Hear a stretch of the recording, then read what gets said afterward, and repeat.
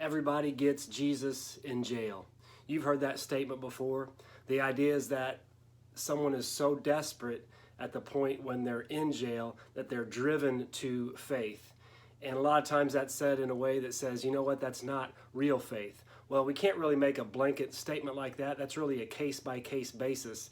But the idea is that someone comes to faith because they're in desperate need. I was thinking about this with what we're going through as a society, thinking about the crisis and the Christ.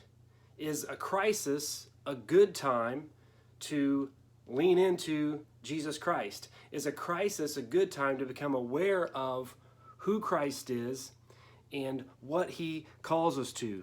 And I tend to think this. I tend to think that a crisis is a great time to lean into Christ.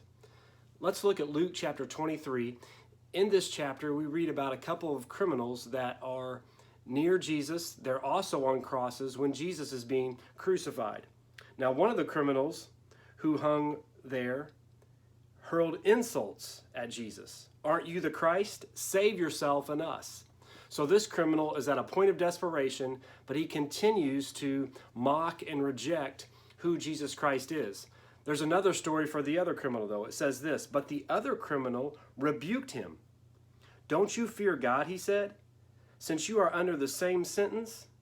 We are punished justly, for we are getting what our deeds deserve. But this man has done nothing wrong. Then he said, Jesus, remember me when you come into your kingdom. Notice just a few things there that this criminal says that tell a pretty big story. One, he says, don't you fear God? So he has this new kind of reverence and this awesome respect for who God is. Secondly, he realizes his own condition. He says, we're punished justly. We're getting what we deserve.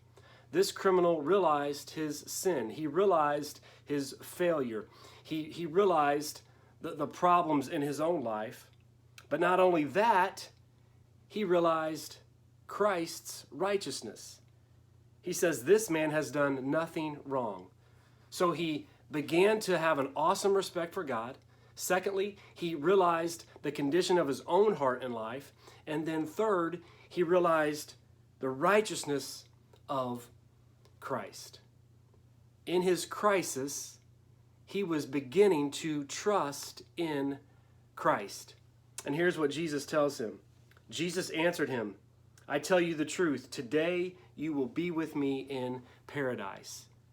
Jesus recognizes this man's faith, this criminal's faith, and says, today you'll be with me in paradise. On the last day of this man's earthly life, Jesus gave him new life. He gave him new life that would lead into eternity to be with Christ forever and ever. I think the crisis is a great time to trust Christ. Really, what a crisis does, whatever it is, whether it's jail or a virus or a situation where you're just kind of broken down, a crisis reveals your need.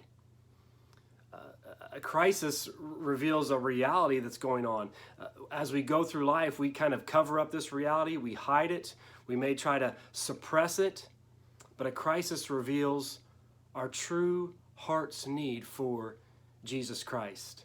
Our crisis can reveal a new awesome respect for God. It can reveal an awareness of our own heart condition, and it can point us to trust in Christ. That's what the Christian faith is about. It's about coming to terms with who God is, coming to terms with who we truly are, and coming to terms with Christ who stepped in for us. Whatever crisis you're facing, trust in Jesus Christ. Lean in to him. He's the one that can give paradise. He's the one that can give new and true life. God bless.